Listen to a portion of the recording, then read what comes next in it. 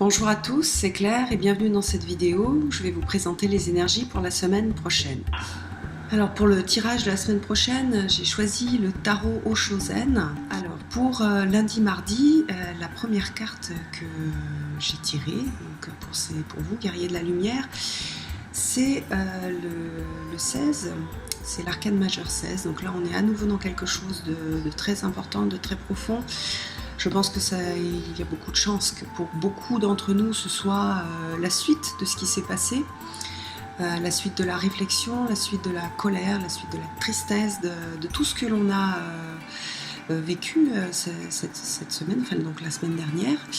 Donc le 16, c'est la tour, hein, dans les jeux traditionnels. Dans le jeu Oshozen, on a cette carte qui s'appelle la foudre. Donc cette foudre, donc on voit en fait une tour qui s'effondre, qui est ravagée par le feu, et puis on a des personnes qui se jettent dans le vide, voilà, parce que pour se sauver, c'est une carte qui chaque fois fait résonner en moi le 11 septembre, donc c'est pareil, on est dans quelque chose d'assez dur. Et donc à l'arrière-plan, on distingue donc une figure translucide en état de méditation, et donc elle représente, Osho nous dit qu'elle représente la conscience témoin des protagonistes. Moi ça me fait penser en fait à l'idée que oui, à l'intérieur on a des choses qui brûlent, on a des tensions, on a des certitudes, on a des peurs, on a des tas de choses qui remontent, hein, que ces événements ont fait remonter à la surface. C'est une période pour se poser, pour penser, pour méditer, pour prier, pour ceux qui prient, enfin pour utiliser votre façon à vous de vous poser et de retirer quelque chose de ce qui se passe en vous, de toutes ces émotions. C'est aussi un moment pour se poser les questions de à quoi est-ce qu'on croit, quelles sont les choses que l'on veut défendre. Comment est-ce qu'on les défend, est-ce qu'on répond à la violence par la violence, etc. C'est vraiment le moment idéal pour faire ce travail intérieur. Voilà. Donc ça sera pour lundi, mardi. Après, mercredi, jeudi, vendredi, on reste sur quelque chose un travail sur soi, puisqu'on a à nouveau une arcane majeure, donc quelque chose d'important. C'est le 2. Le 2 qui s'appelle donc la grande prêtresse ou la papesse dans le tarot de Marseille, et qui ici est appelée donc la voix intérieure.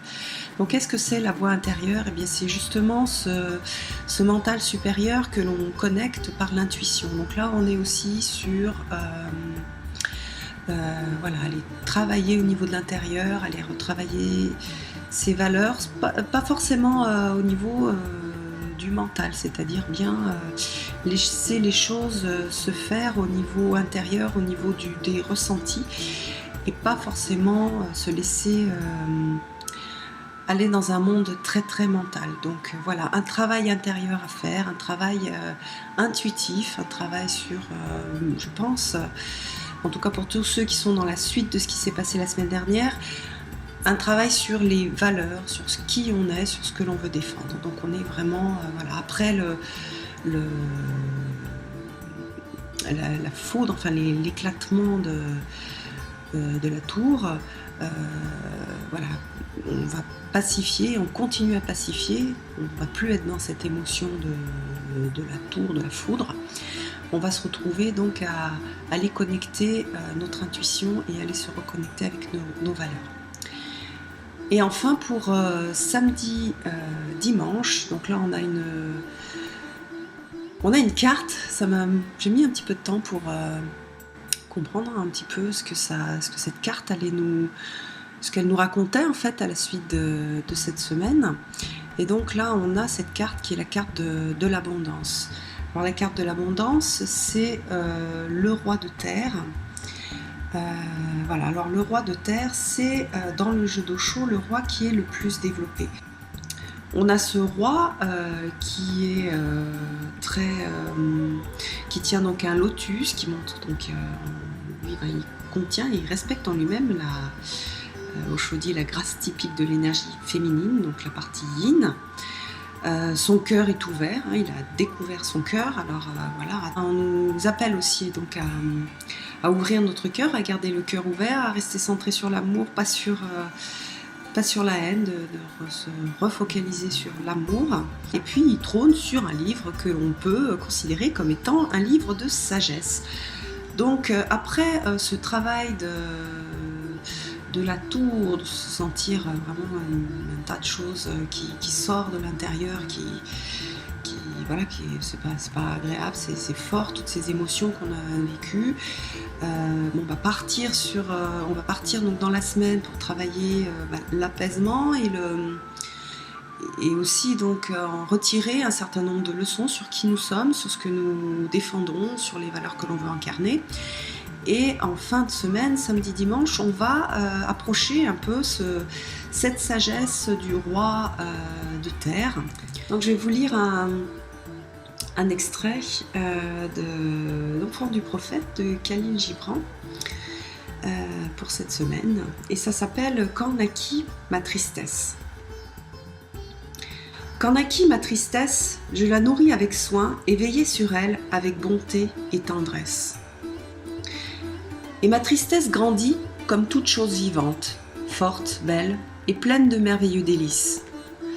Nous nous aimâmes, ma tristesse et moi, et nous aimâmes le monde autour de nous, car tristesse avait bon cœur, et le mien était bon avec tristesse.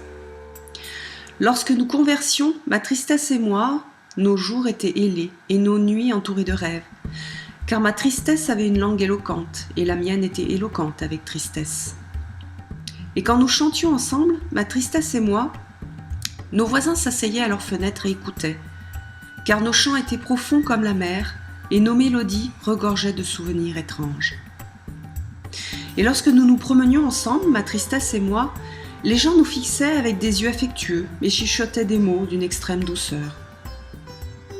Et il y eut ceux qui nous regardaient avec envie, car tristesse était noble, et j'étais fière de tristesse. Mais ma tristesse mourut, comme toute chose vivante, et je demeurai seule à réfléchir et à méditer. Maintenant que je parle, mes paroles tombent lourdement sur mes oreilles. Lorsque je chante, mes voisins ne viennent plus m'écouter, et quand je me promène dans les rues, plus personne ne me regarde. Dans mon sommeil seulement, j'entends des voix dire avec compassion « Regardez, si gît l'homme qui a perdu sa tristesse ». Eh bien, je vous laisse méditer sur ces mots. Et puis je vous donne rendez-vous pour une prochaine vidéo et je vous souhaite une belle semaine. Bye bye!